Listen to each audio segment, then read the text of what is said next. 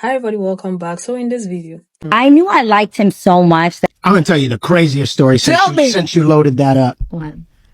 I didn't pray for her the first time. The first time we ever prayed together, she prayed for me. I told her, this is what's going on in my life. It's bad. If once the world finds out, my life is over. My career's over. It's where I was at. I shared with her was like embarrassing and painful and all that.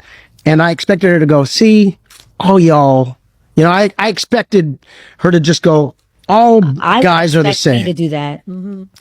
And she leaned across the table and she grabbed my hand and she just started praying for me. This is when we're still friends. When we became friends, I couldn't help, but I think the more I got around her, especially in circles with friends and that sort of thing, people would tell me, hey, you're mesmerized by this woman. Like, close your mouth. I just saw that she was magic. She would walk into a room and the room would sort of tilt in her direction. And I'm like, she's funny. She's down home. You could talk about faith with her. Is this unicorn? And I think we have a mutual friend who basically, we sort of confided in, like, I think I like her. She's like, I think I like him. And she was like, just try. And in the try, we knew immediately, like, oh, this is it. yeah. Now I don't know if it's a podcast or an interview. While some people are like, "Oh, this is the best I've ever seen," others are like, "No, no. That means that you both were cheating before the husband got divorced." And also I heard people talking about they got married, a few months after the man divorced his previous wife. Okay. Yeah. So this has got people coming for her that you didn't pray for their marriage, you prayed for him. He came to you with whatever situation, you prayed for him. You didn't pray for their marriage, so you were waiting. Also, there was another clip of her talking about how she used to stalk him and so on and so on. I'm probably going to insert it in the beginning so you see. And that has also popped up again and it's got people talking about her and their marriage. How she got him, and it's a whole lot. Okay, so let's unpack what people have to say about this situation. I want to come back and talk somewhere. Leave your own thoughts and opinions in the comments. Thank you. No. Like, I pretty much would stalk him online. Like, I wanted to hear. This is true. And y'all every song he had ever made. Wow. I had to watch every preaching he had ever preached. And then, like, I find us in conversation later on and, like, be quoting things that he said. And he'd be like, how do you... And I'd be, oh, no. I literally would find myself in these moments that were so tragically, like, are you stalking? Are you watching my preachings online? Like, at some point, I had to confess to him. First time we ever prayed together, she prayed for me. Oh, my gosh. That's crazy. I told her, this is what's going on in my life. It's bad. If once the world finds out, my life is over. My career's over. His livelihood was attached to whether people thought I was a Christian or not. Shared with her was like embarrassing and painful and all that. She leaned across the table and she grabbed my hand and she just started praying for me. This is when we're still friends. Not everything needs to be shared online, and some things can be left private. It seems like Adrienne didn't know that Israel was going to share the story. He started speaking and it looks like she caught on afterwards. And I know for Adrienne, she shared on the Real Daytime Talk Show, a talk show that she used to be on, about how she caught a lot of flack due to their relationship and how it started because of speculation within the press and tabloids, and it weighed very heavy on her. So him coming on to share this story probably was not the best idea, because now a lot of people are speculating about the timeline within their relationship. It seems as though because he confided in Adrienne about his marital affairs before it even came out into the public, people are now speculating about the timeline and how close of friends they were. And I can definitely see how their dynamic looks kind of questionable. You confided into Adrienne about this, a pretty big thing that was happening in your life, but you didn't have any other friends to confide into that weren't a single woman. Clearly very strong friends to share this with her and not share this with anybody else. I don't know if he told anybody else this first, but by the way he told his story, it seems like he confided in her first. And people in the comments were getting on Israel for being kind of like performative, because you knew the environment which you were in and that cheating was not going to be acceptable and would make people look at you in a certain type of way, and instead owning up to the fact that you made an irresponsible choice when you could have just separated from your wife if you felt the need to step out on her. You made it about yourself and about how people are not going to view me in this type of way, and how I'm going to get flack for this instead of just owning up to the fact that, yeah, I cheated knowing that there's going to be consequences for my actions, and I decided to do that anyway. But yeah, he should have never shared this, and nothing good was going to come from his sharing this piece of information with the general public. Now, this is just going to lead to more speculations and more doubt in how their relationship started. Adrienne, my cheetah sister, next time, do us all a favor and leave him at home. Some things we just don't need to know. You being the woman that Israel ran to vent to after he cheated on his previous wife was not something we needed to know. Especially when we know that you used to stalk him while he was in that marriage. Mind you, I love a good love story, but unfortunately this one right here is just not romantic enough for me. Just because prayer was involved doesn't mean it was romantic. For Adrienne to be as gorgeous as she is, I never expected her to be the type to wait around. And you cannot tell me that's not what she did. The girl waited around for her turn. You married a man who cheated on his previous wife, and you were the woman he came to talk to about it. Do you know how down bad do you have to be to tolerate something like that? This man fathered 2 children on his previous wife. What makes you think he's not going to do it to you? Adrienne. I was someone that was obsessed with The Real because I loved watching the show. I loved watching the ladies, and it's something that I always wanted to do myself. And while I didn't necessarily agree with Adrienne's points all the time, I thought she was really solid. She's been married to Israel for some time now, and I think that they feel comfortable sharing different details about the things that they, got going on. But I remember her trying to clear up the fact that he wasn't really married when they got together. Now we can only take her word for it. Lonnie is very expressive. If you watch the show, Lonnie's very expressive. And during that time, Lonnie was silent. Now, again, I can't say that I do want to say that I think Lonnie knew the truth, and everybody's kind of like, okay, girl. But Adrienne does strike me as the type of person that says stuff and then she just expects you to believe it. Like, she just is like, they filed under their initials.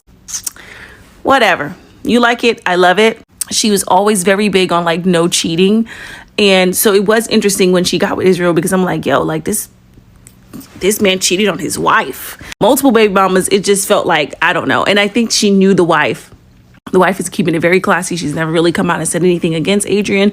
I don't even think the kids have said anything against Adrienne. She's probably a lovely woman, but every time people see them, there is a side eye, just because of that history. It's just tainted. And then it's really hard to trust a couple, especially if he just got divorced and then y'all are just getting married or just getting together. There always seems to be some sort of overlapping. So it's not hard to believe that people feel like if you just cheated on your wife, it's not going to be hard to put 2 and 2 together to feel like, okay, well, he cheated on his wife and then got with you immediately. I don't know. It's just something where it rubs people weird. But now seeing that you pray for this man, I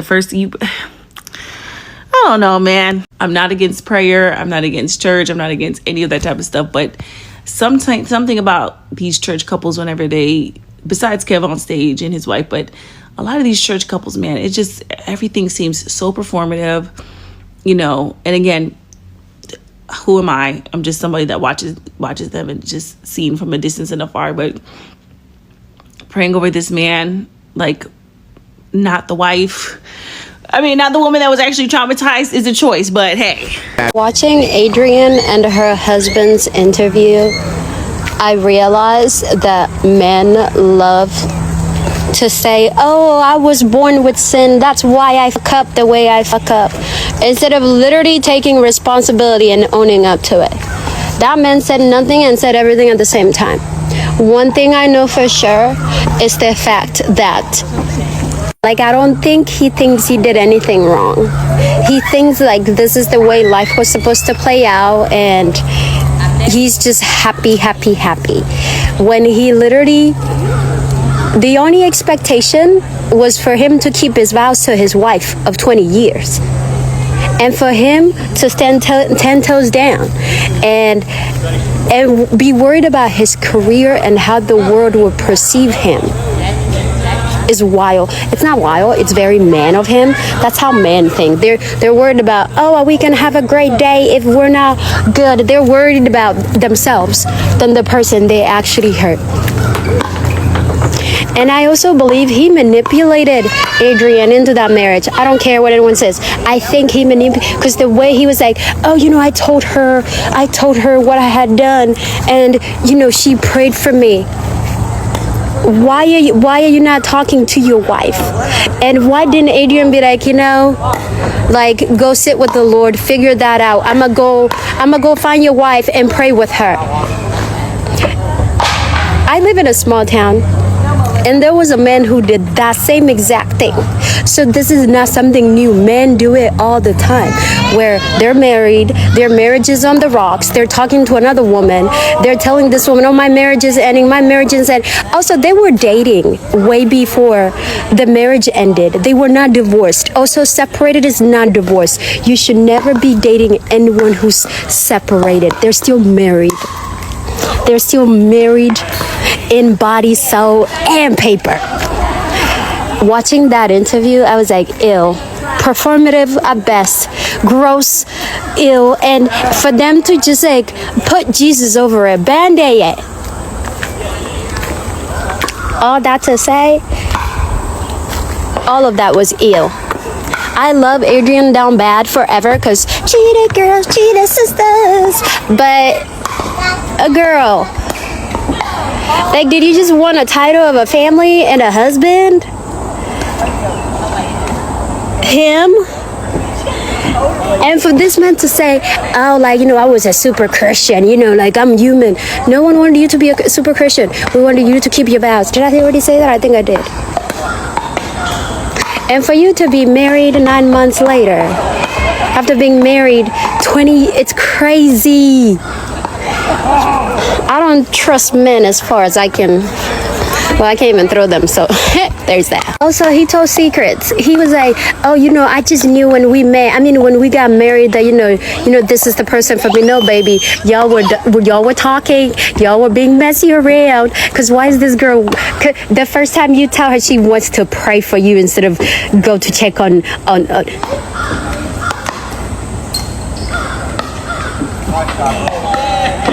And I feel like that man met her when she was so vulnerable, and he slid right in. And she was like, oh, this is what I have always wanted, This man, never mind. Mind you, and he's a holy man. Together, she prayed for me. Oh my gosh. He's legally divorced from his wife because you pray for him. You were so insecure about the way that the relationship started, you know what I'm saying? That you forced him to have to show you that he's legally divorced from his wife because you're okay with you being able to cheat on someone else. Like when the wife was the wife, you're okay with cheating on her, but you don't want to be cheated on. A lot of these marriages, y'all be together 15, 20, 30 years and y'all don't want to let us know the beginning and middle of the relationship and how it all came together. How a lot of y'all be doing the most trifling, underdog, disgusting behavior, and then 15, 20 years we try to romanticize it so it isn't as bad as what it really is. You're an adulterer, right? Who love to sprinkle, and this is the reason why Christianity is falling apart. A lot of y'all like to put God in the midst of your filth when God was never in your filth in the first place. God was sitting and perched somewhere else, and you try to bring him down to put it on top of your things so that people can deflect off of it because they don't want to criticize God for whatever that might be, because it might be a storm designed for you to not persecute you but build you and break off the old version of you to become a new person. No, this is not it. That is not the storm that you want to give people. You like using God so that you can act a fool, act a straight goddamn N-word. Okay? And then sprinkle God into it so we don't look at it for what it is. You are weak.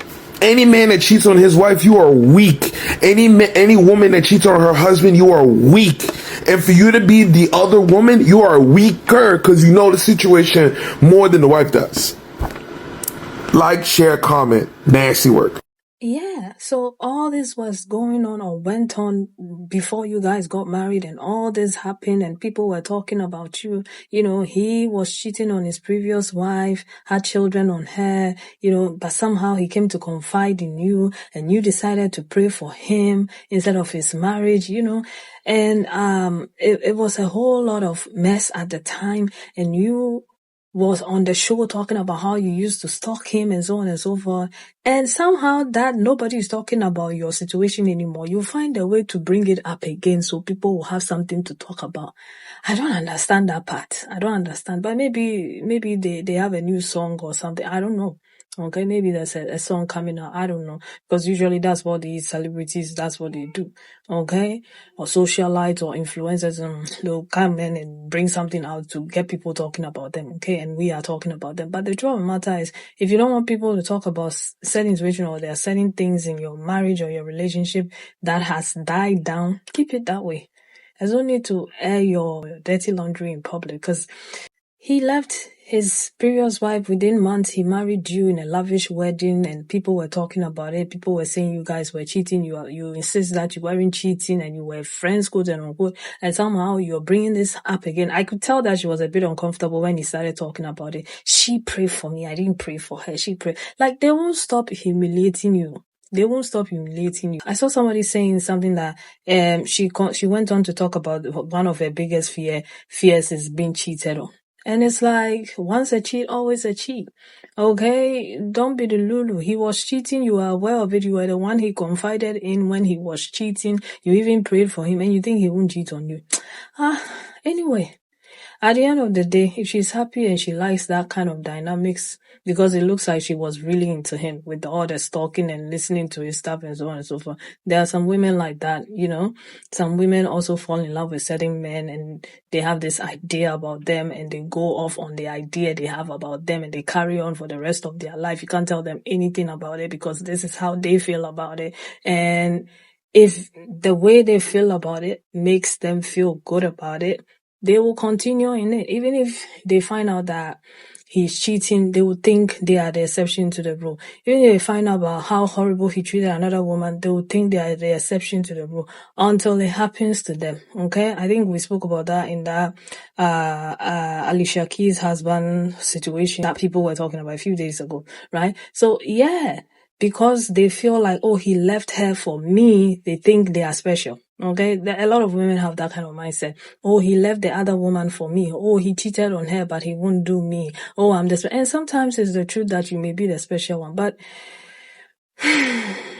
when it happens, don't say we didn't tell you. Okay, because once a cheat, always a cheat. If it started with cheating, often ends in cheating. Okay, if he was with somebody else and he was talking to you, probably be with somebody else. So until your replacement is found, he will lurk around. But if he believes he can't do any better than you, he'll keep you around and cheat on you still. Okay, so yeah, honestly, like I said, they brought themselves, okay? They brought themselves and their matter online, so people will talk about it. So you can't come here and be like, oh, yeah, you can't talk about it, you can't talk about it. You want people to talk about you. That's how I'm seeing it, okay? You want people to talk about, if you don't want people to talk about you, hush, okay? Let them find out, let them speculate. But when it comes from you yourselves, what can we do? You're just... You are just giving people the right to talk. You're like, hey, here I am. I know nobody's talking about me, but talk about me.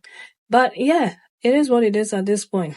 They will find out one way or the other. But anyway, I'm going to leave it here. You leave your thoughts and opinions in the comments, and I'll see you again in another video. Take care of yourselves and one another. Bye.